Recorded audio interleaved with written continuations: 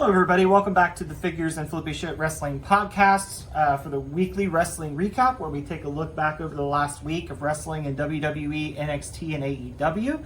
Break down what happened, give our thoughts and opinions. As always in the comments, leave your thoughts and opinions on what happened during the week. And don't forget to hit that like, comment, and subscribe button. Every little bit helps, it's completely free to do. And you can tune in to listen to us every Saturday on Spotify and watch us every Sunday on YouTube. I started to correct you, but you had it. There was no reason to correct you. Nope. So we're going to start with the main roster. Actually, this was a pretty loaded week, so there's going to be a lot to talk about. Yeah, so it was don't a good week in wrestling. Yeah, so don't be surprised if this goes a little long. Yes. Plus, we're extra motivated today because it was a pretty good week. So we'll start with how we typically used to start, and our editor will be like, oh, back to normal. We're going to start with the Bloodline. So with the Bloodline, it had both, it's still on both shows, despite the brand split, it's still on both shows. Oh, look who's making their first appearance already. We are 1 minute in. So basically, they have built the match that we talked about last week where Roman and Solo are going to take on Sami and KO in Saudi Arabia for the tag titles. We won't see it because we're not watching the Saudi show. Just a heads up on that. But Paul Heyman brokered some deals in the back where he got the Judgment Day and Imperium to do Roman's dirty work, which I like. I like when heel factions work together.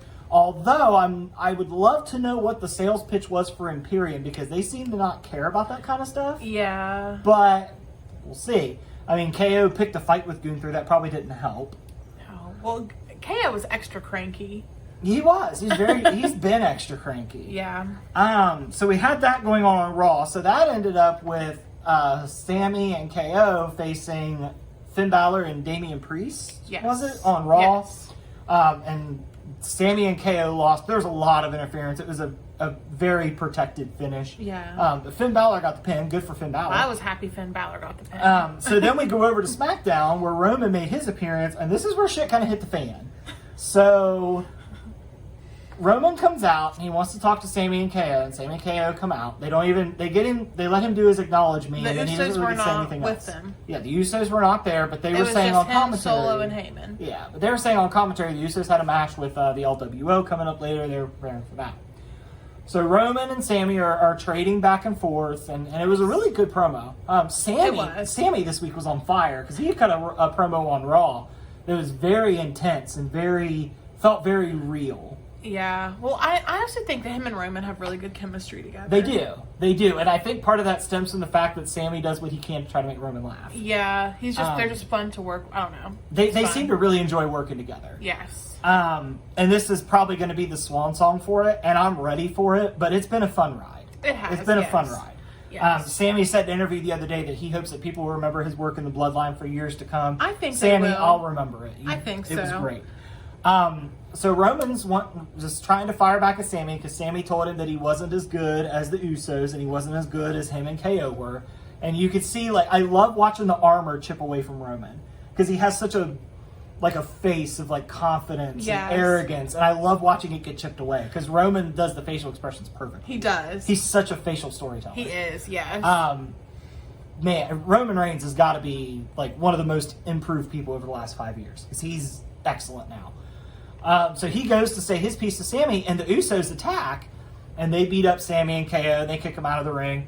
And poor Jimmy comes in with high fives for people, and he wants a high five from Roman, and he gets yelled at like he's a child. And Roman told them, this was not part of the plan. Why are you going off on your own doing these things? And then Roman goes to leave, and he bumps into Solo, and he starts to get angry. But what's interesting is Roman realizes who he's bumped into, and he immediately backs off and just walks off. Solo just looks so angry. Yeah, I feel like there's going to be a blow-up between those two soon. Yeah. I think that might be one of Roman's feuds to kind of wait for Cody, is to maybe feud with Solo. I think Cody's going to beat him when he's literally got nobody left in his corner. And I think when Cody beats him, Roman will go off TV and Heyman will go do something else. So I think that's what we're building to. And then you get to the main event, and it shows Roman in the back watching. Of course, the Usos tell Heyman, they're like, so Tribal Chief's going to be out there, because Roman was like, Heyman was like, Roman forgives you. Everything's good. Don't worry about it. And of course, Roman's not going to come out there because Roman's, I don't think, ever been ringside for an Usos match. So I don't know why they thought he'd start now. And they lost. They lost to the LWO. I mean, Sami Zayn and Kevin Owens had a hand in it. But they still lost. And the backstage area, we cut to Roman. Solo starts to get up and Roman stops him. Yeah. And so this is where we kind of end the week with the bloodline is the Usos just keep failing.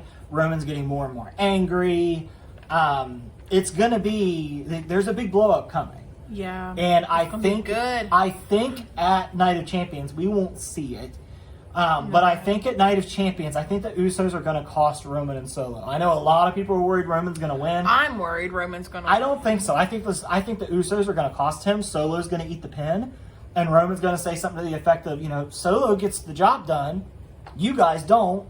You guys interfered. Solo got pinned. And Solo's not going to be at fault because I think that little bump in is going to tell the story that Roman's afraid of Solo.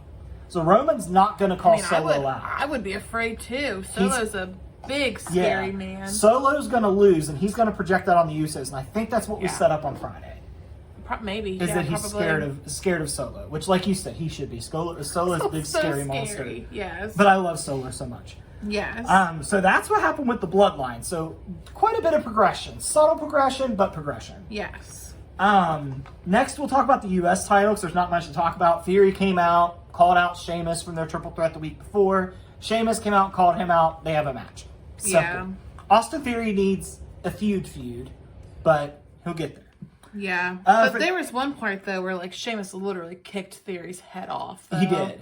It was a very intense kick. Yeah. And you can tell Sheamus is just at the fun point of his career. He is. He's just out there putting on fun matches, having a good time. Yes. And good for Sheamus. I like Sheamus. Yes. The Intercontinental title is next. So they had a battle royal on Raw to determine the number one contender. And everybody that's listening and watching right now, raise your hand if you thought Mustafa Ali was going to win that number one contender's battle royal. Because I thought it was going to be Matt Riddle. I thought it was going to be somebody not. But Mustafa Ali. Imperium went out of their way to make sure Matt Riddle didn't win. And Kevin Owens and Sami Zayn are fighting Imperium next week with the mystery partner. I feel like it's going to be Riddle. Because they kind of teased that. And they've kind of been friends with Riddle anyway. True, yeah. But I like watching them interact because Kevin Owens is just having none of Matt Riddle shit. Yes. I know. I do want to note, though, during that Battle Royal, that Baron Corbin was the second person to get out. Yeah. So we are kind of continuing that storyline. He just cannot win. Yeah, and they're definitely going somewhere with it because they keep featuring him. Yes. I'm interested to see where that goes with Baron Corbin. I'd like to see him do something different. Yeah. But I'd also like to see the Lone Wolf character back. And I feel like where he has nobody in his corner, he could do that. He could, yeah. So I'll be interested to see where it goes. Like NXT, because I know whenever I think it was where he first came onto NXT, he was like a badass. Like it was him and I don't remember who that person was, but they would literally battle to see who could beat people quickest. Mm-hmm. So he was beating people in 5 seconds, and now look at him. Yeah. And that Battle Royal had some big names in it. You had Bronson Reed, you had Johnny Gargano, you had Ricochet. Gargano got a really good showing. He did. Yes. Gargano just needs something on the main roster that makes him stand out more, and he'll be fine. Yes. He's a great wrestler, but with main roster and casual fans, you need a little more than that. Yeah. Maybe the way reuniting will provide him with that, because that definitely seems to be the way that we're going. See what I did there? Yes. So yeah, Ali's going to get killed, but good for Ali to get that spotlight. I think they should let it go 10 minutes, let Ali be competitive, because he is good at what he does. But I think ultimately Gunther commits a murder and moves forward in his title reign. For the SmackDown Women's Championship, now I have to make a comment on this, because when I was writing the outline for this show, I put Raw Women's Championship and talked about Rhea, because Rhea's a women's champion on Raw, but she's the SmackDown Women's Champion. So WWE, fix that. It's confusing me. Stop it. So with Rhea Ripley, we didn't do much. We teased a feud with Becky, which is fine, but Becky's drafted to Raw, and Rhea's the SmackDown Women's Champion. WWE, fix it. So that's kind of teased. I don't think Rhea has a match for Night of Champions at this point. Well, they already have the one match. They have two. They have Becky and Trish, and they have Bianca and Asuka, which is where I was going next. Bianca and Asuka are going to fight in at Night of Champions.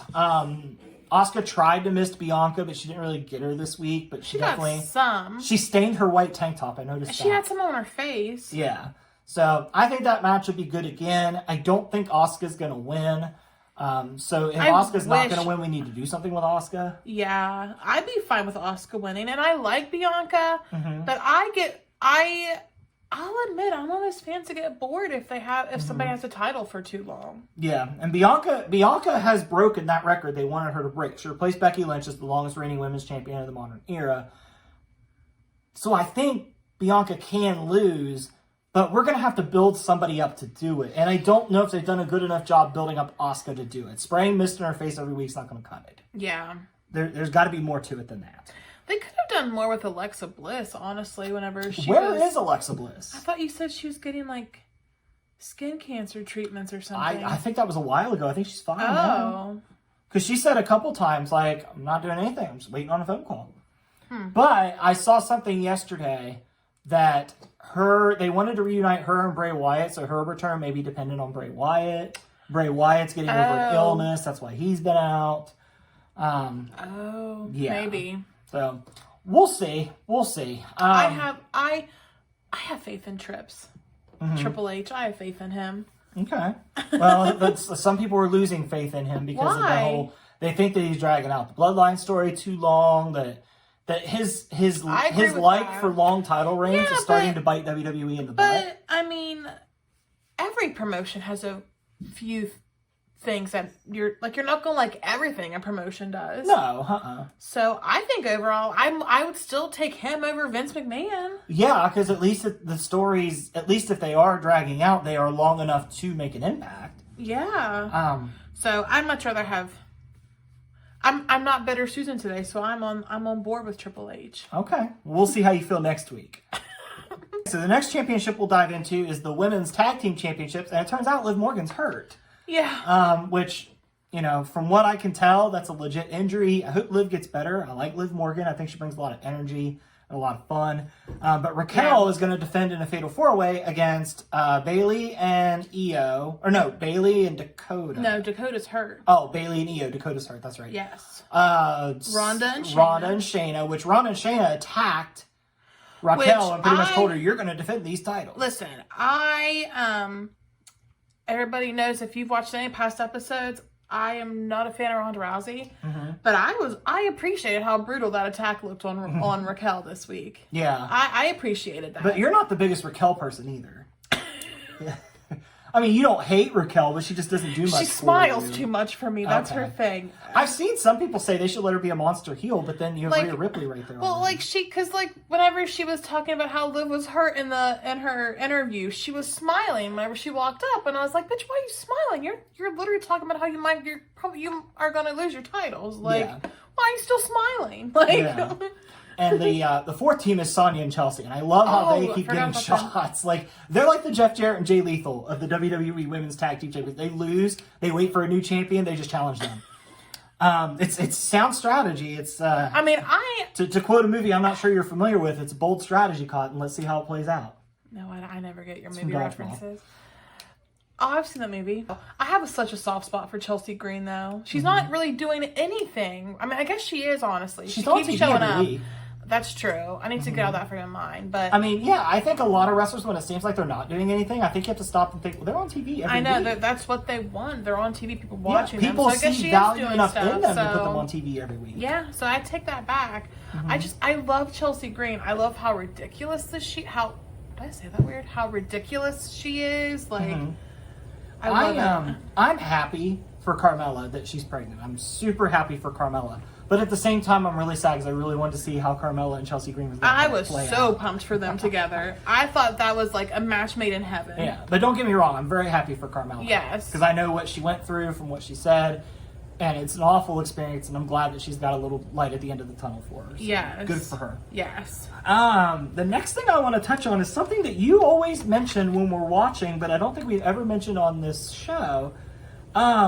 You have an issue with the whole tiny balls thing. I just don't get it with The Miz. I don't understand. I know that Maurice said in one time she was there, like, that he had massive balls. Is that what started the whole thing? I don't know. This is something that started back when we weren't watching. So this has been going for a while. So, like, I mean, it's over. So maybe we just don't understand it because we weren't watching it then. I don't know. I'll have to listen the next time that they start chanting it to see if it sounds like more kids chanting it than adults. It's kind of weird if it would be kids, though.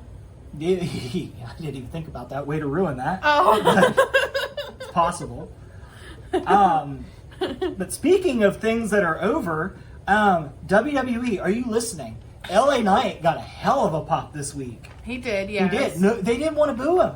He was doing heel things, but they didn't want to boo him. Yeah, and they kept saying the yeah, like... Yeah, like at one point, like he did I love how the crowd did it because he did the LA Knight and they did it with him. And as he ran to hit the elbow drop that he hit, everybody went, yeah! And I was like, yeah! You love LA Knight. I do. And then Cody Rhodes or LA Knight Chad Gable. You're a sucker for Chad Gable. Oh man. Chad Gable. Those are your three top boys. I know. Cody's massive. I don't have to worry about Cody. LA Knight's getting a following. So I'm happy about that. I don't have to worry about Cody. Cody's shoved down our throats. Yeah, Cody's fine. We'll talk about Cody in a minute. But that tells you how much happened this week. When I was forming the outline, Cody got toward the bottom because there was so much else going on. I kind of forget what Cody did, honestly. But yeah, Chad Gable's still still underrated. He could get a following easily. He could, But yeah, I think it's time to pull the trigger on LA Knight. He's 40. He's got more charisma than most of the roster. Yeah. He's very charismatic. I think he could be what The Rock was in the Attitude Era, where he's like a kind of a cocky tweener. I get a Rock vibe from him. Yeah, he could pull the cocky tweener very well. Yeah. Very well. If only I could do that, I could have been saying that in response to everything. I just can't do it. And then he comes out and he says, let me talk to you. And you could tell when people pop, like he got some joy out of that. Like, yes. You could tell. Yes. Which, good for him. Keep pushing him. The fact that Vince saw no value in him and that he's at this point now, just it warms my heart. I love LA Knight so much. I need to go back and watch his NXT stuff. Yes. Literally, he wasn't on SmackDown last week, right? No, and he was missed. And Chris literally said before SmackDown this week, "Oh, I just know LA Knight better be on SmackDown this week." If LA Knight's not on, I'm gonna be pissed. And they teamed him with Boogs against the Street Profits, and I was like, I'll take it. I wish he was doing more, but I'll take it. Speaking of Cody Rhodes, we can go into Cody Rhodes now. So Cody Rhodes and Brock Lesnar are still feuding. They're gonna fight at Night of Champions. Cody cut another good promo because, Cody's good at that. Yes. I don't know that Cody's going to get the win this time around, but I didn't think he was going to win in Puerto Rico, so what do I know? So we'll see on that. Brock Lesnar didn't appear this week, but it's funny because they're talking about next week. They're like, oh my God, Cody Rhodes and Brock Lesnar are going to be under the same roof. This is like the 5th time. This is the 5th time this has happened. This is not the novelty you think it is, WWE. It's like the Brock and... It's like anytime they think that Brock is involved, they think that it's like the big attraction. Yeah, it's like Brock and Roman are in the same building. It's like they've wrestled 7 matches. They're in the double digits for the amount of time. I got kind of annoyed, honestly, because we were getting video packages, like they're recapping Brock and Cody's story from Raw on SmackDown, and it's like, I don't give a crap. Like, this is a different show. I hate when they do that. Any promotion, it's like, just keep it separate. Yeah. I obviously know what happened because you've mentioned it 500 times on Raw alone and posted it on your social media. Yes. So why do you got to bring it into SmackDown also? Yeah, SmackDown's only 2 hours. We need it for more time give LA Knight a couple more minutes. I'm always down for that. Seth Rollins had some interesting. He had a sit-down interview with Corey Graves this week, which honestly I kind of enjoyed. Anything Seth Rollins does, I enjoy. Yeah, I liked it, and it actually left on a cliffhanger. Like, you have to tune in this week to see the rest of it, and now we know why it was done that way, because apparently Seth Rollins is in the new Captain America movie, so good for him. Oh, is that what they're going to announce? It was reported that Seth Rollins is going to miss Raw next week because of filming Captain America. So I think that's why they split that interview into 2 parts. They had something for Seth to do next week. Oh, yeah, because AJ Styles is on screen, and AJ Styles, everybody's picking a fight with AJ Styles. Well, 2 people are picking a fight with AJ Styles. So AJ Styles was on the Grayson Waller effect, which Grayson Waller, welcome to the main roster. I love him. And I loved what happened. You were disappointed because Grayson Waller wasn't live streaming it on Instagram. I was like, oh my God, is he live streaming? And he doesn't live stream anymore. No. I loved the live stream. No. But I love it because like he showed AJ Styles all this respect, and I was like, what are they doing to Grayson Waller? And then Grayson Waller kicked in when he was like, he told AJ Styles, he's like, I can't wait for the moment that they announce a new World Heavyweight Champion, Seth freaking Rollins. And AJ Styles was just like, God damn. Number one, I would love to hear that. And number two, I love that Grayson Waller said it. I love Grayson Waller and Seth Rollins. So. Well, then later in the show, Karrion Kross decided to pick a fight with AJ Styles. I have nothing against. I like Karrion Kross. I really like his entrance. But I would much rather see Grayson Waller and AJ Styles than AJ Styles and Karrion Kross. I think it would be very Grayson Waller to kind of be a outside piece in that feud, and any time that Kross like destroys AJ, that Grayson Waller just goes in and picks the bones. Yeah. Like I feel like that would work for him. I could see that, yeah. Yeah. I think that would be a way you could go. Because I kind of feel like Grayson Waller is like the new generation's Miz. Maybe. I think he could be better. I think he could be better than the Miz. Well, just because I said he's this generation doesn't mean it can't be better. Yeah, but I think what you could do is I think you could have Grayson Waller kind of hang out on the fringes and kind of torment AJ Styles in addition to Karrion Kross. Yeah. And once AJ Styles puts Karrion Kross to bed, I think AJ Styles and Grayson Waller would be a really fun SummerSlam feud. Yeah. I think that'd be fun, and that'd be a great way to get Grayson Waller a good showing. And I won't lie, I feel like Grayson Waller should win. Yeah. I feel like if that happens, Grayson Waller should win. I just love the fact that the Grayson Waller, like, the set was, I think it was the exact same. It had, like, the palm tree. Like, it was just, I don't know, I love it. Yeah. I love that the people that whenever they were brought up to the main roster, nothing about them changed. Yeah. They're the same thing, and that didn't happen with Vince. Because that happened with JD McDonough, because JD McDonough got eliminated early in the Battle Royal, and I was like, oh no. Yeah. But then he attacked Ziggler, and he got an interview later, and Finn Balor was overwatching Which everything. was so wholesome. So are we going to put JD in the JD? Are we going to do that? Listen, because his gear's already ready. All I know is that it was wholesome because how Finn Balor trained him. So it was just wholesome. But no, after that interview that they did, I think JD McDonough is going to be just fine. That dispelled all my worries. I think JD McDonough will be just fine. Yeah. Another NXT act that made their debut this week was Pretty Deadly. Made their debut against the Brutes. Yeah. And one thing that I really love is, and I feel like this is missing on Raw, on SmackDown, Wade Barrett does such a good job of talking about the NXT people and how important they are and their accomplishments. Wade Barrett is invaluable to help with the NXT people. I really like Wade Barrett's commentary. I do too. I really like him. I like him and Michael Cole together. I think they go well together. Yeah. Like, I miss Pat McAfee, but I am totally fine with Wade Barrett. Yeah. I think Wade Barrett does a great job of putting the talent over and building them up. And I like the interactions that him and Sheamus had on commentary during that match as well. Yeah. Because they do have a history. So, yeah, I really enjoy Wade Barrett on SmackDown. I'm glad he's there. Yes. And like I said, he helps the NXT talent pretty well. Alpha Fire and Isla Dawn came in, destroyed a couple jobbers. We still don't know what they're going to do with their titles. There's no hint of them having a title feud. I still think they're going to merge them, and NXT is going to have a mid-card belt for the women's. I don't want that to happen. I would just like them to get more... Like, I want them to get more opportunities. Mm-hmm. So, but I understand that.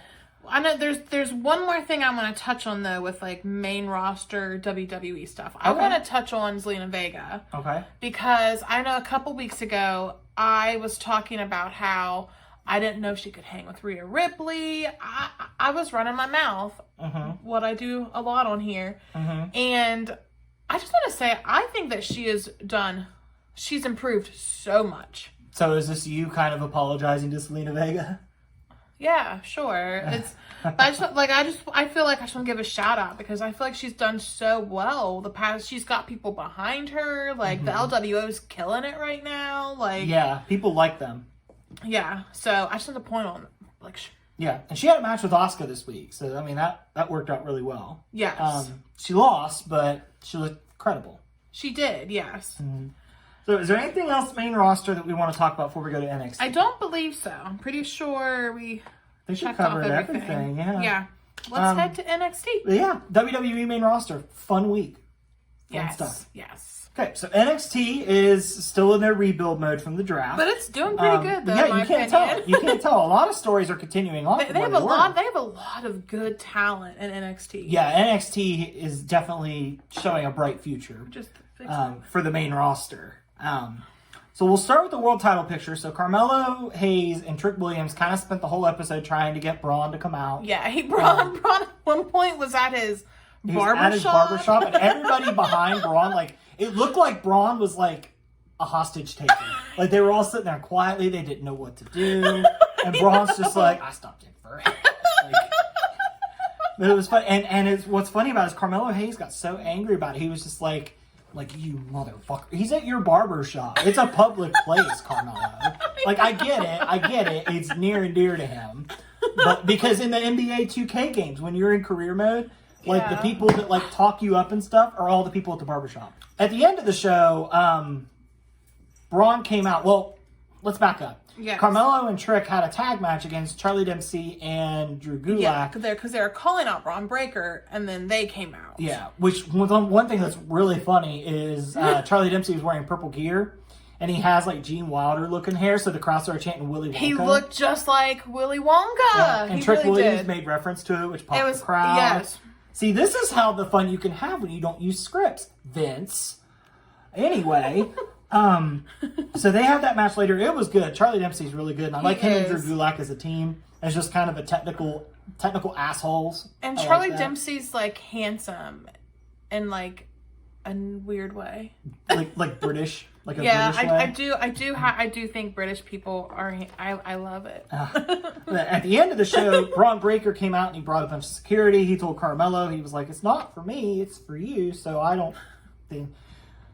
Braun's really found his niche as a heel. Yes, I will say I did not appreciate Braun until he became a heel. Mm-hmm. And I will say, I've called him boring on past episodes. Even whenever I wasn't being heel Susan, I think I've called him boring. Yeah. I'm paranoid about the mic cord falling out again.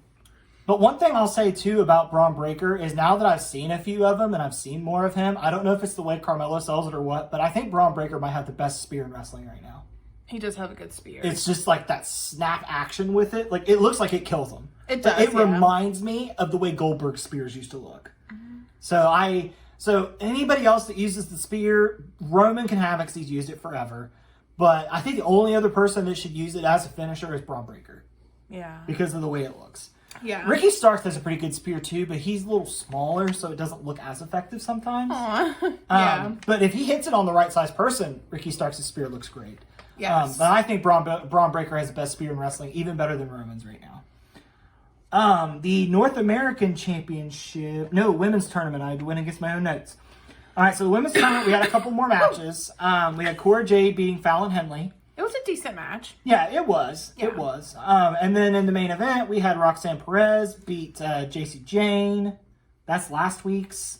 Or no, that's not part of the tournament. Oh, it wasn't? No, Kiana James lost last week. My bad. Yeah. Whoops. But in the main event, we had Roxanne beat JC Jane. I really feel like the finals are going to be Roxanne and Cora Jade. Because that kind of seems like they kind of seem to have like a Batman Joker dynamic where they're like destined to do it forever. I kind of feel like I'm very torn. I kind of feel like they could definitely just give the title back to Roxanne because I mean she was a good champ. She didn't have it very long. On the other hand, they had the chance to do that. I think what they'll do is I think they'll have Cora win it by various means. I wouldn't be upset by that. And Roxanne will chase her through the summer. I think that's what will happen. I would not be upset by that. Yeah.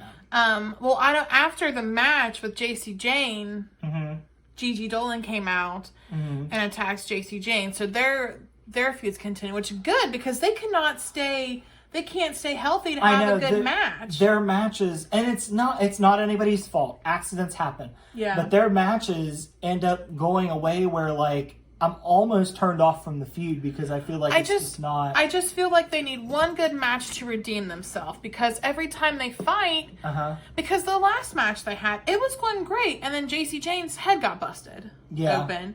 So I just feel like they just haven't had time to get going because they Yeah. keep getting injured. Yeah. But I feel like if they have one more bout and somebody gets injured again, or if it's just not that great, let's move on from it. Yeah, I think we can do that. Yeah. Oh my goodness, Lenny, I feel like they'll have a blow off at Battleground. It'll probably be a gimmick match, like maybe like a last woman standing, or I mean that makes sense because like they keep getting hurt. Yeah, Oh my I think they'll gosh. do something like that. So for the women's matches next week, we're getting Roxanne versus Tiffany Stratton. And then the other side is Cora Jade versus Lyra Valkyria, I believe is the semifinals. Yeah. So I think those will be good matches. And these matches, they've done a really good job of letting the female shine. NXT does the best with the women of any promotion that we watch. I've heard Impact is the best, but of any promotion we watch, they definitely do the best. NXT run and the sad thing is it's not close. NXT runs circles around the main roster and AEW, especially AEW. Well, AEW I think has the weakest. Yeah, they I have don't know good in women there. talent, They just it's booking. Yeah, it is. It is. But I would agree with that. yes. So we have the North American Championship. It's going to be a triple threat because Joe Gacy kind of baited Wes Lee into accepting a match. Tyler Bate said he wanted one. And Wes Lee is mad that Tyler Bate asked for it. And honestly, it's like, Wes Lee, it's like, you're a champion. He's a good wrestler. Why would you think he wouldn't want it? Yeah. So I think that triple threat match will be good. I think the chemistry between those three is going to be really interesting. I really like Joe Gacy. I think Joe Gacy can deliver when he's put in a position to. Yeah. And I've always been a fan of Tyler Bate and Wes Lee. I've really become a fan of Wes Lee since we started watching NXT. Wes Lee is just really fun to watch. We had some ancillary stories going on. Well, let's skip down to the bottom here because I meant to put this at the bottom. The tag titles, Gallus is going to fight against the Creed brothers. Gallus is defending a lot, which I like, but they're burning through challengers really quickly. They are. There's not really any build to their matches. It's just kind of, hey, we want those.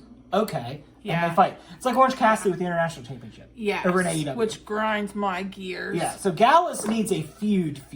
They do. And I don't know that the Creeds are it.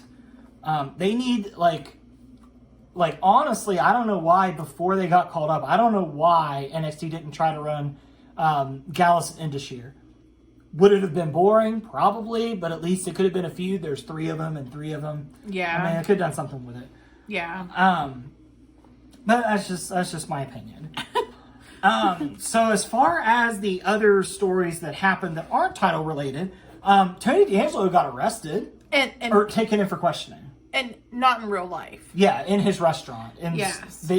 Because he's definitely like I like his Dawn of NXT thing, but this is the first time like I've seen like the actual mafia side of it. Like, is he a criminal outside of the ring? Like, yeah, and Stax is just in the bathroom. Yeah. Stax just comes out and he's like, what? That's what would happen. One of us would be in the bathroom if something happened like that, and we would be like, what the hell? Yeah. So that was the last we saw of Tony D'Angelo. That was the last we heard about it. So yeah. We'll see where that goes. Chase U is another ongoing story. Duke Hudson decided this week that during Thea Hale's match, he would grade papers, but he kept pretending like every time Thea did something good, he'd be like, oh, yeah. Then he went back to grading his papers. Wasn't paying any attention. No. Thea Hale lost to Kiana James. But Thea Hale, she impressed me. Yeah, I think Thea Hale has a bright future. She's only 19. I know. So, like, she's definitely got time to grow and become a player, and I think she will. I feel like at some point before she leaves NXT, we're going to get a Thea Hale. This is going to be hard to say. Thea Hale heel run. And I think it'll be great when it happens. Yeah. Especially if she stays unhinged Thea Hale, but it's not as excitement for Chase U. It's anger at situations. Yeah. I think that could play really well. Yeah. Also this week, we had the Supernova sessions with Noam Dar. He's such a little Noam Dar is so wonderfully obnoxious. He is. I love a good shit heel. His hair, I the way love he his dresses, hair. He wears his hair like I wear my hair. The way that sometimes. he would say that it was the Supernova sessions from the USA. Like, I don't know why he says it that way, but it works. We're going to have him and Dragon Lee for his Heritage Cup at Battleground. I think that match will slap because Noam Dar is fantastic in the ring. Yeah. So I think there's some good stuff there. Schism definitely seems to be picking fights as well. But it seems like the thing that they're kind of bringing out of this is Ivy Nile and Ava. Yeah. And I wonder if they're going to have a match at Battleground. And I'm just wondering, like, I'm curious to see how far Ava's progressed in the ring. Yes. I'm interested to see. I don't know if she's wrestled on Level Up because we don't watch Level Up. So I'm not sure. Yeah. But we'll see. Because it kind of seemed like Schism was picking a fight with the Creeds too. Yeah. But I know that, the reports came out that I can never remember their Schism names, so I'm just going to say Zach Gibson and, thank you, Jagger Reed and Rip Fowler. But they're always going to be Zach Gibson and James Drake to me. Because I was a big Grizzled Young Veterans fan, though, so that's why. Yeah. Zach Gibson's a phenomenal heel. But anyway, with the reports of them wanting to leave in October when their contracts are up and not getting granted their release, I'm wondering what's going to happen with Schism after that point. I think Joe Gacy could go on a solo run, or he could go to the main roster and recruit a new Schism. I don't know. Yeah. But we'll see. Maybe this ends with him recruiting the Creeds to be new members of Schism. I don't think that would work, but maybe that's somewhere it's going. Yeah. And then another thing this week, this one, every time it came up, it just confused you. So Dijak and Ilya Dragunov are in this feud, and the feud is basically Dijak just trying to destroy Ilya Dragunov to where Ilya Dragunov can't take anymore.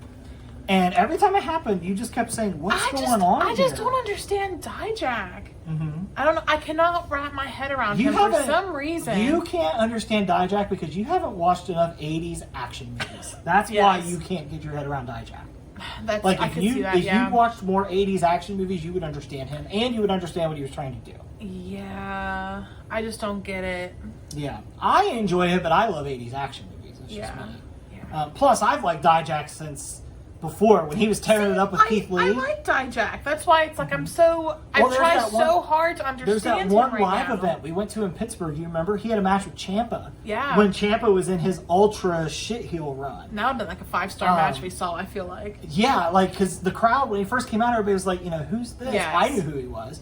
But everybody was like, who's this? And then by the end, we were all behind Dijak. It was like a 5-star match that NXT Live did, in their black and gold days. It was so good. Yeah, it was a fun match that they did just for shits and giggles. Yes. It was great. Yes. So I've been a big fan of Dijak for a long time. See, I like Dijak too, so it's just very frustrating. I don't get him. I don't understand him. Watch more 80s action movies, that's all I can tell you. I'm good. Put the Housewives away and get you some Schwarzenegger and Stallone, you'll get it. I'll keep my Housewives and cheesy horror movie. Thank you very much. You're missing out.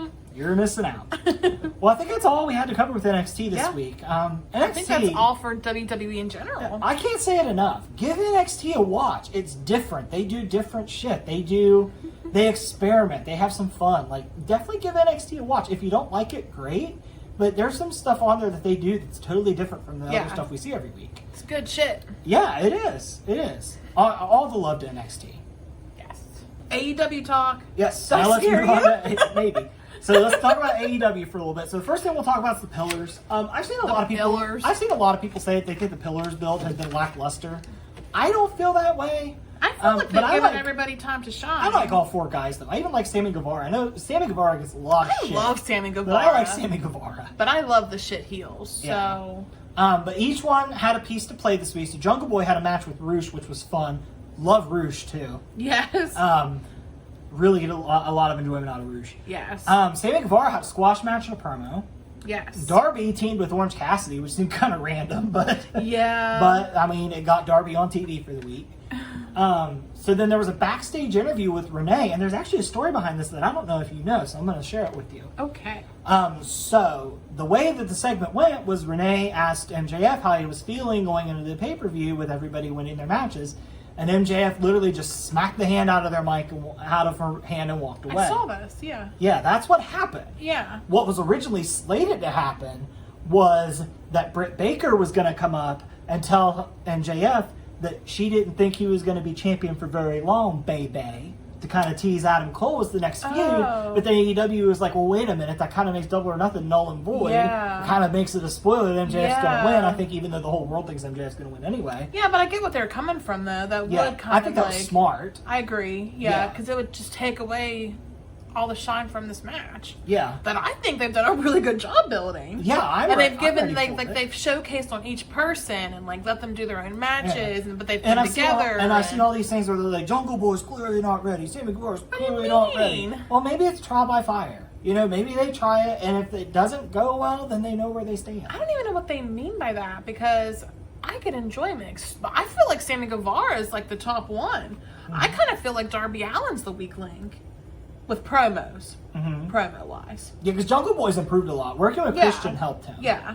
Because I will admit, Jungle Boy was a pretty painful promo. But it makes sense because Jungle Boy has said repeatedly that's his least favorite part of wrestling. He has like all this like anxiety. Which is so funny because his dad was an actor, but the part he hates the most involves acting. I R.I.P. Luke Perry, I don't mean any disrespect to this, but he was never like A-lister. No, but it's just funny that that's how that ended up. Yes. So Pillars build's going full steam ahead. Yes. I'm excited for the match. I think the match will be great work rate wise. Yeah. And we'll see how it goes. I think it'll be fun. I think so. I've been pumped this whole time for it. And I'm glad that some of AEW's young guys are getting that chance in the spotlight. And it's not just the ex-WWE guys or the older guys. Yeah. You know, it's guys that, are going to be the future, so you might as well see what that future is going to look like now and see where you can improve it. So I have no issue with it. Me neither. The next thing that we should talk about is what a lot of people argue is the bigger story in AEW and the Pillars, and that's the Elite and Blackpool Combat Club. I do feel like that's the bigger story, honestly. I mean, Don Callis' segment was the main event of Dynamite this week, and AEW doesn't do segment main events very often. No, but we had like a lot happen this week with it because literally the Blackpool Combat Club. You're in trouble with that. I guess. They like try to attack the Bucks at the beginning of, well, not beginning, but towards the beginning of Dynamite, and like the Bucks, we thought they were out for the count, and then that wasn't the case because I don't remember what happened after. Well, they just kind of they went away for a little bit. Yeah. And then Don Callis came out to talk to Tony Schiavone. Yes. And Don Callis is trying to make himself the victim in this Kenny situation. Don, you piece of shit. Yes. Anyway, so Kenny comes out to answer. Then the Young Bucks come out. Blackpool Combat Club jumped them. Well, in the Blackpool Combat Club also, they did keep saying, like, they're the elite. Yeah. Like, they're the ones that's, like, the elite. Now it's them. So, and I like that. I like that part of the angle. Yes. So then the Young Bucks came out to help Kenny. They're still outnumbered. Who comes back? Hangman. They're united once again. And the pop for Hangman blew the roof off the building. It did, yes. I was happy to see Hangman again. Me too. He's rocking I like some cowboy patch. shit. Like he's like a cowboy with an eye patch now. He looks so badass. And we got announced a fun match at Double or Nothing. We're gonna get Anarchy in the arena with the Elite, the Blackpool Combat Club. That's gonna be so fun. And if you know me, you know how much I love my car crash matches. And this thing's gonna be a car, train, plane, every vehicle crash, and it's gonna be fantastic. And Jon Moxley's gonna bleed all over the building. Kenny Omega's going to bleed all over the building. Bryan Danielson's going to be amazing. He's going to be doing technical shit in the most random places. Bryan Danielson's chest is going to look like uncooked ground beef. He's going to be, and then he's going to have so much fun. It's going to be really, really fun. I'm really looking forward to it. I think it'll be the match of Double or Nothing. Yeah. I think it'll even outshine the Pillars match. I feel like it's just a 5-star match waiting to happen, honestly. It's just going to be a fun match. It is. It's going to be fun to just kick back. Shenanigans. Yeah. Like, it's going to be great. Yeah. And just have a good time with it. And I'm ready for it because I like all 8 of these guys. Yes. So bring it in my veins, please. We found out we're going to get another gimmick match at Double or Nothing. So Wardlow came out, called out Christian.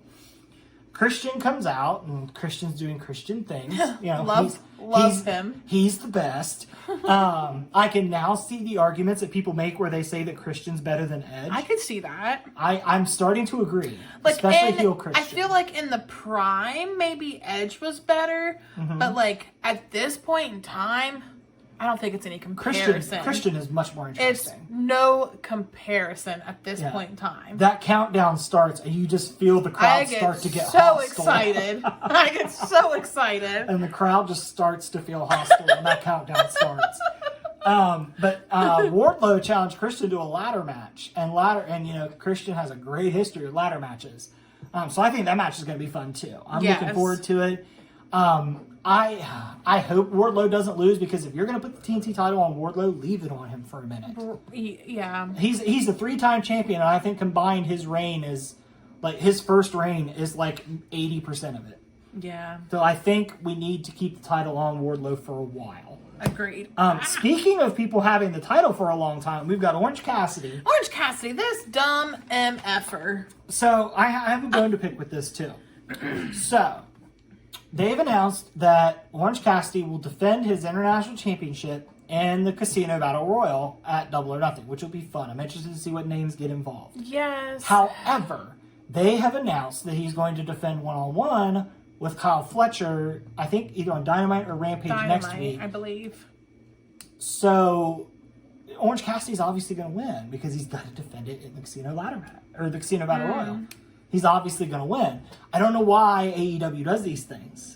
I mean, WWE does those things too. But they're typically better about not putting the title on the line before a big match is announced. They probably just don't think about it. I didn't think about it, honestly, until you mentioned it. Hello again. I thought the way they were building it, I thought Kyle Fletcher was just going to be in the Casino Battle Royal. Yeah. That's what I thought. I actually keep forgetting about Kyle Fletcher in their match, honestly. Yeah. Then that's a problem. That's a problem. I feel I mean, extremely bitter Susan last week even, I'm pretty sure, went on a rant about how Orange Cassidy just needs a feud. Yeah. Like this, I get, like, this is very much an Orange Cassidy thing to do, like, just have matches over and over, but at the same time, he's going to lose it, and, like, it's not going to be a really memorable title reign. He needs a feud. Like a feud. He had it with Kip Sabian, and then they haven't done it ever since. Yeah. I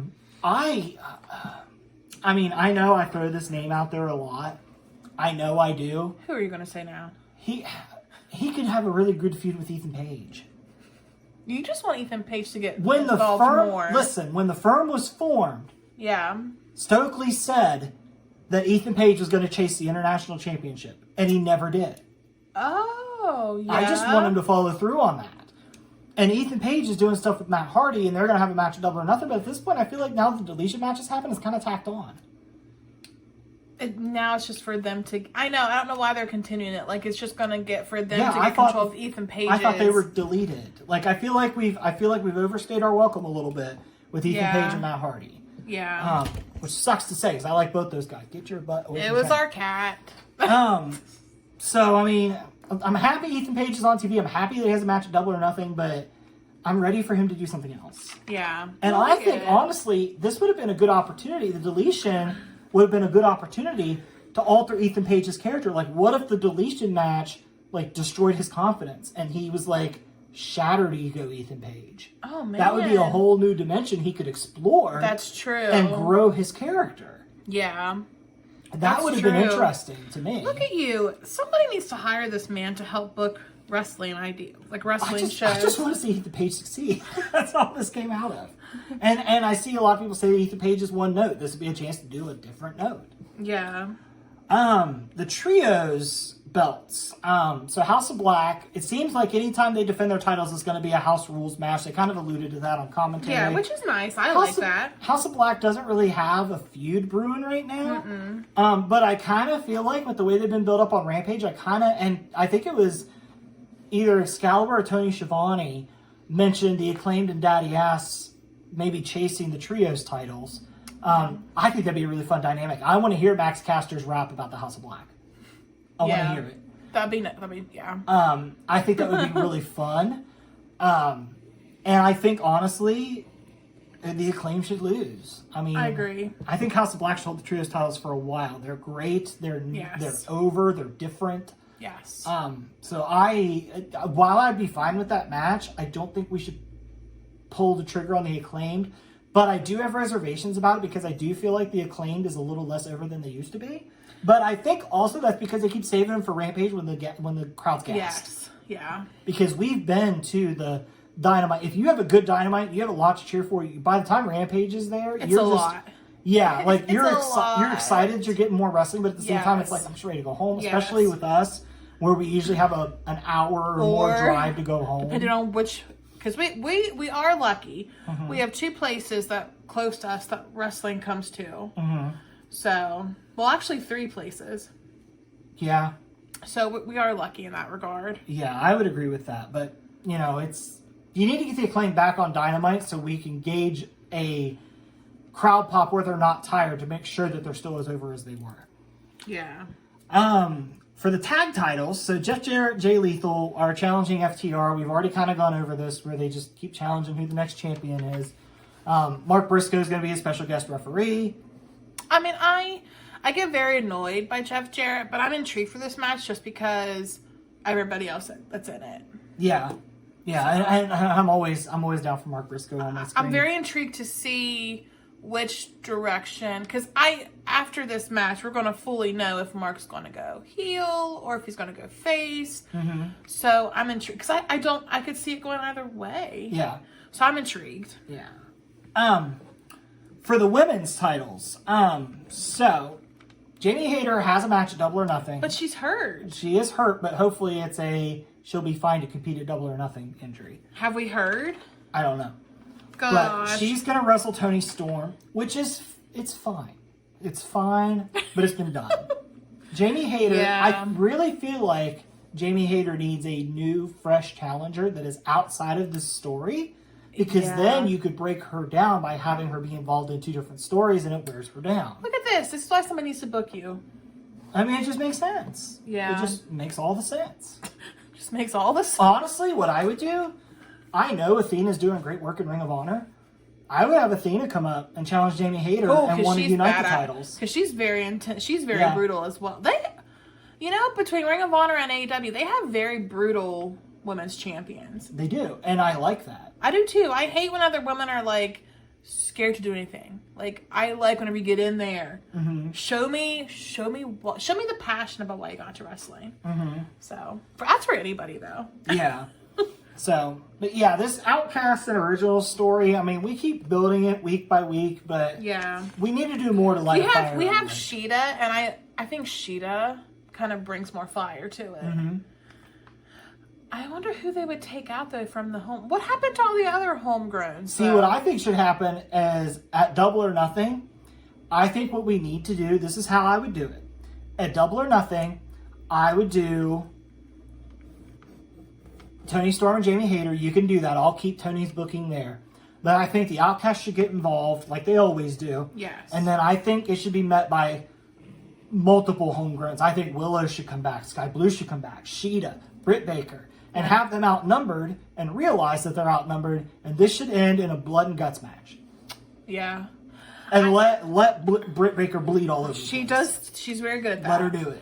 I will say, though, the match that we had this week on Dynamite between Sheeta and Britt Baker versus Ruby Soho and Toni Storm, that was a really good match. Yeah. I mean, they had Saraya at ringside. Britt's back must have been feeling pretty good because she was moving quicker than she usually does. Yes, it was a very good match. The only problem is if they're going to do blood and guts, they need another Outcast. And I don't know who they get for that. Taya Valkyrie would have been a great choice, but she's in a feud with Jade. Yeah. But, who knows? Or maybe Jade joins the Outcast. Like, she's like, I'm bigger than all the homegrowns here. I'm going to join these people. That is true. Well, And that would give Jade something different to do. I was going to say, speaking of Jade, that's who we should talk about next. I agree. All right, so you alluded to Jade. Jade and Taya Valkyrie are going to have their match at Double or Nothing. Jade finally took a road to Valhalla. She just beat, she started out, she beat a jobber. Mm-hmm. And then Mark what? Yeah, Mark Sterling, you were right. I said Sterling, didn't I? Oh, no, I thought I said Mark Sterling. I thought you said Sterling. Well, anyway, Mark Sterling was out there and he was like, no, one more. So then a second person came out. And then she beat that second jobber, and then he was like, "Bring on another one." So then the third person they came out, but then Taya Valkyrie came. Yeah, and then the girl was like, "No, I'll go fight her," and Taya was like, "Nah," and then just dead. So then, I mean, she is crazy. She's like, what, the loco? What is it? I can't remember what it is. I'm not sure. Oh. But I do know commentary mentioned that Tony Khan has said that she can use the road to Valhalla, so Tony Khan overrode Mark Sterling's cease and desist order. Yeah, Tony Khan can do that. He can overrule a court order, I guess. But, I guess so. Tony Khan has more power than we thought. That's what he's doing back there. He's brokering deals like that. But yeah, I think their match, I think it'll be fine. It'll be fine. I think Jade should do what she wants to do and go work Japan for a little bit. I hope that Taya wins because I've seen her wrestle and she can wrestle. Yeah. No disrespect to Jade. I like Jade. Mm-hmm. She's like a sweetheart in real life. But like I think she should get to go to Japan like she wants to do because I think she'll come back much better. Yeah. So I would agree. I would agree. And I think what you could do is you could send Jade to Japan. You can build her up to be a threat. You can build her up to be pretty good. And then once she has the in-ring skill to match her presentation, I think a money feud is her and Mercedes Moné. Yeah. With Jade's skills at that level. Right now, no, because Mercedes runs circles around her in the ring. Yeah. But I do know she's training with Danielson. We talk about this every week. Yeah. Jade just needs time to develop, and these jobber matches on Rampage aren't doing it. No. She needs more. There's plenty of women that you could have her fight with. And be competitive. Yes. Absolutely. Yes. Have her do a story where she says, you know what? AEW has nothing to offer for my championship. I'll go to Ring of Honor and fight there. Yeah. And she could go defend against some women down there. I mean, she had a good match against Athena in the past. It was all right. But, I mean, it was good for... Well, that's how... I was starting to say it was good for Jay, but I didn't mean it to sound that way. But yeah. She needs more. Yeah. A couple feuds that don't involve titles. So Jericho and Cole are going to do... Jericho and Adam Cole are going to do a unsanctioned match and an unsanctioned match at Double or Nothing. Yes. The build for this has actually been pretty fun because Jericho's gone into a full whiny villain, which is always a fun trick for Jericho to do.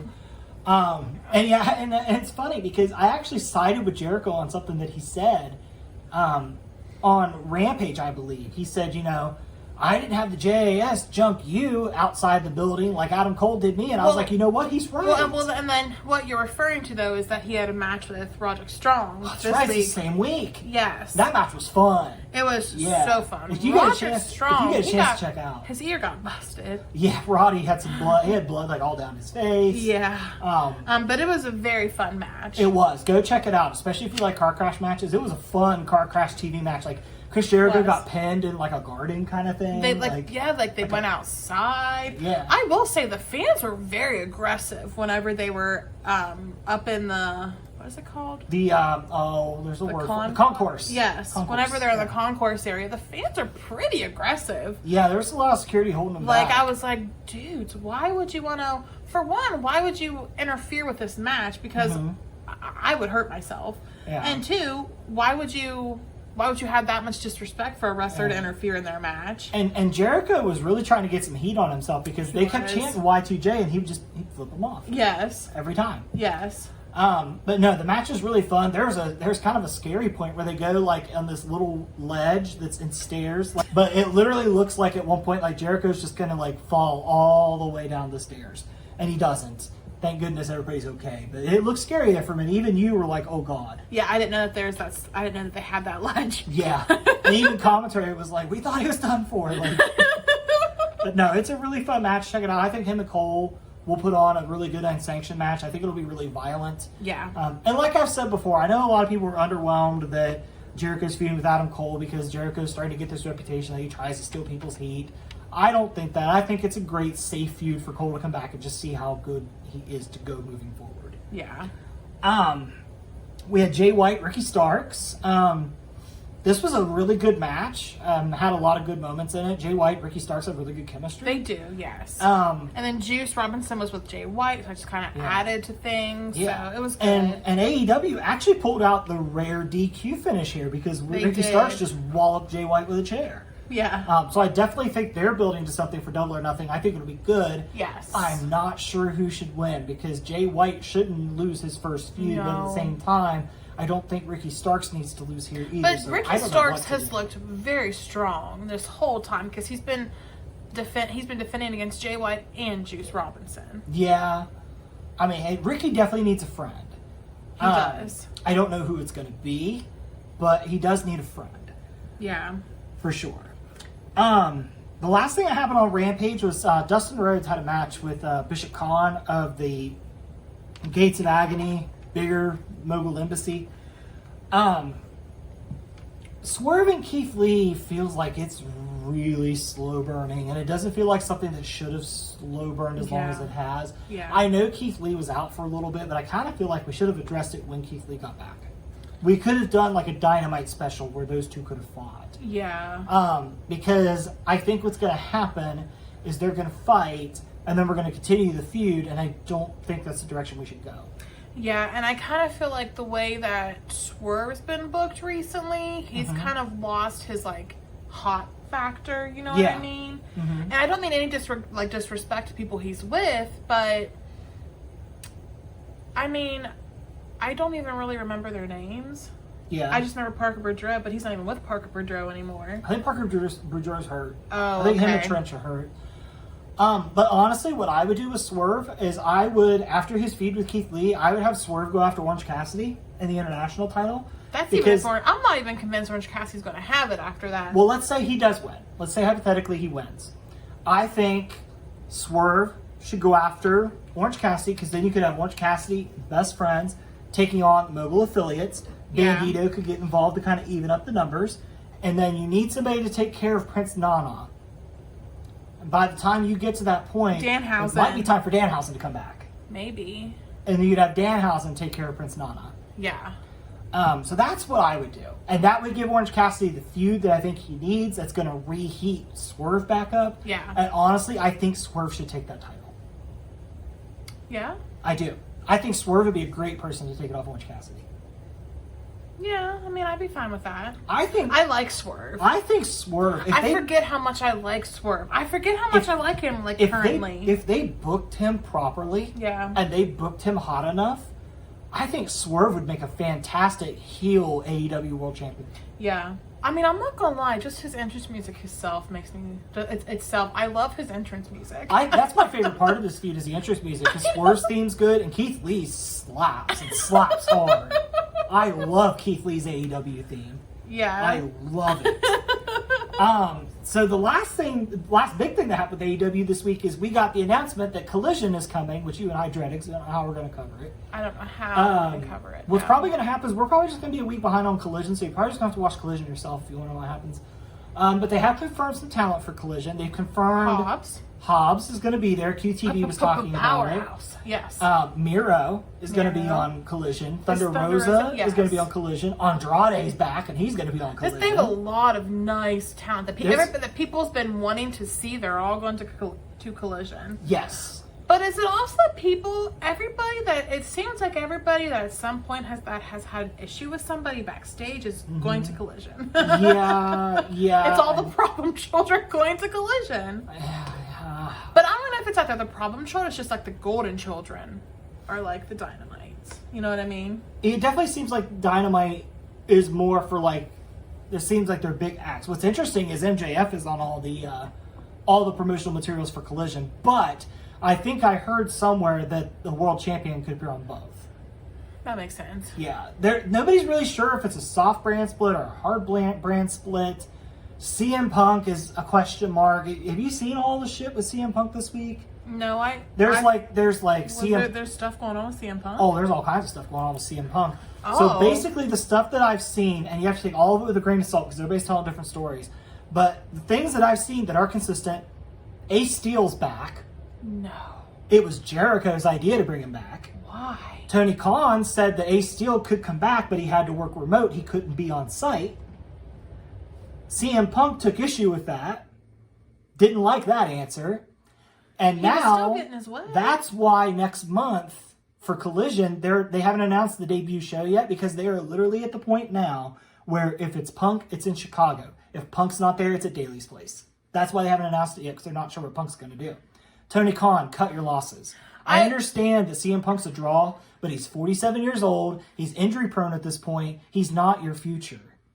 That's literally what I've been saying this whole damn time. But I'm saying it more, you're just like, Punk's an asshole, and da-da-da-da. I'm giving rational reasons why you can't trust Punk. You can't. So our editor, AJ, he can attest that I've said this. He heard me say this how many times, and you stuck up for him? And now here we are. You are saying this. Well, like I'm seeing He's a all man-child. I'm seeing all this stuff unfold, and I'm like, this is pointless. Tony Khan, it's your company. Put your foot down, because I guarantee you, if you cave into Punk, the Elite will leave, and then if you have no Elite and all Elite Wrestling, what are you going to do? I mean, I guess the Blackpool Combat Club can rebrand themselves as Elite, but it's not the same. I just want to say that, like, yes, I've never liked Punk, but though my biggest issue with Punk this whole time has been, I have been thinking about it from like a working standpoint, like coming from a person that works in like a setting, like an agency setting where you have to work with other people. I know it's not wrestling, but if there's one bad seed, everybody feels it. So like that's been my biggest gripe, is that like the one person people keep coming back to as a bad seed was CM Punk, but nobody cared because he gave them money. And it's like, I don't know if that would be worth it in the end. And here you are, you're trying to get him back in, and it's this issue going on. What are you going to do if he gets hurt again? I mean, there's no, and he may not. He may wrestle the rest of his career and never have another injury. But yeah, that could happen. It's just, but you can't, looking back on the data that was collected, whenever he was there before, he wasn't able to stay injury-free to his body or his ego, from what we've heard. So basically, he's up there, and if you want him around, that's great, but you're not going to be able to build a brand around him.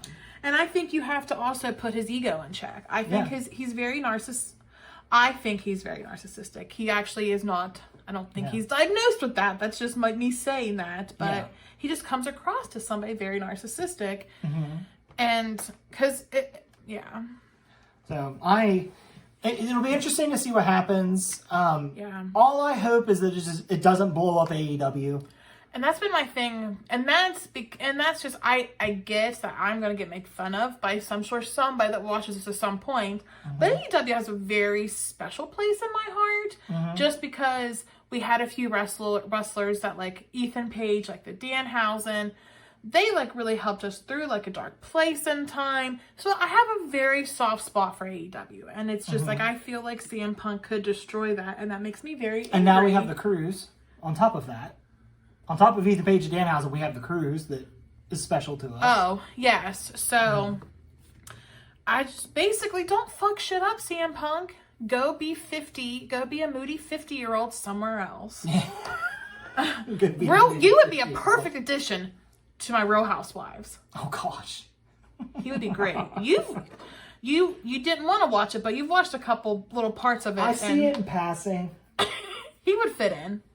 Probably. Yeah. I could see him doing one of the dinner blow-ups. But that was your week in wrestling. Yes, it was a pretty good week. Yeah, it was fun. It was a really good week, actually. My show of the week is really hard because Raw even flew by this week. You know what? I'm going to pick Raw just because every episode I gripe on Raw being too long and I can't get through it. I didn't realize that there's literally only a half hour left in the show before I was like, man, I'm really getting tired. So it had been on for 2.5 hours at that point before I was like, oh my God, I'm so over it. Yeah. So I'm going to say Raw was my pick of the week just because it held my attention. Yeah, that's pretty big for almost 3 hours. Because we usually have to break up Raw over the course of the week. And we knocked it all out Monday night. Yes. Yeah. I'm going to go with Dynamite just for the simple fact that Hangman's back. I really like Hangman. Yeah. And I'm interested to see where things go. And I'm super excited for all the car crash matches that are coming my way. So I have to give the edge to AEW. But WWE had a strong week. And NXT's NXT. It's always good. It always has some kind of entertainment. Yeah, I never walk away from NXT thinking I wasted my time. And right now, like being 5 days out from it, 5 days out from it. The one thing that I think that I like the best from NXT is Noam Dar, because he's the one thing that sticks out in my head the most. So Noam Dar is like, I love Noam Dar, I guess. Yeah. But before we go, I just have a small little 20-second plug of toy content. So we went to Rise Wrestling show. Yes. Last weekend. It was really fun. There's a lot of guys there that can go. Yes. What was the one guy's name? Oh, Chase Oliver. Chase Oliver, right? Yeah. That dude's got a future. If the right I person like sees that guy, he's good. Cowboy Poke. Cowboy Paul. Cowboy Paul. Or Cowpoke Paul. Cowpoke Paul. There we go. We're gonna get it right. him. We gotta mention. There's Vox. Tyler Vox. Oh, I was just heard good. Vox. I wasn't Vox. sure. But no, there was a lot of fun stuff that happened at that show. There was. Oh, are you talking about the one that was like ridiculous? The heel that was outside in like the Lakers jersey? No, that was the Great Alexander. He's awesome. That dude's hilarious. Great Alexander, he is awesome. Yeah, Rise's heels are hilarious. Yes. They're hilarious. Yes. But while we were there, we went to an antique shop. So I was trying to get something for my mom for Mother's Day. And everybody that's watched this knows that I'm on a quest for Michael Keaton Batman stuff, especially with the Flash movie coming out next month. And I had one find. I found an unopened jigsaw puzzle from Batman Returns. So that has made its way to the shelf. And I'm hoping maybe this weekend to pick up some retro games. So we'll see how that goes. But yeah, overall, wrestling was great this week. Yes. Double or Nothing's coming. It's going to be good. I would be excited for Night of Champions if it wasn't in Saudi Arabia because it's had a pretty good build as well. It looks like it's a pretty awesome card. Yeah, it's going to be fun. There's going to be Shenanigans City. Yeah. But I will not support something that's happening in Saudi Arabia. It's just a personal thing of mine, and you can make fun and call it posturing. I mean, you can watch it if you want. We're not going to judge you if you want. Nope, I have no interest. No, in I it. mean, the people watch. Yeah, if you want to watch it, go ahead. We're not going to judge you if you watch it. Yeah. It's just our choice. Yeah. But with that being said, tune in next Saturday. We'll cover the coming week in wrestling. Well, we'll Sunday see how if you're on things shake YouTube. out. Sunday if you're on YouTube. Saturday if you're on Spotify.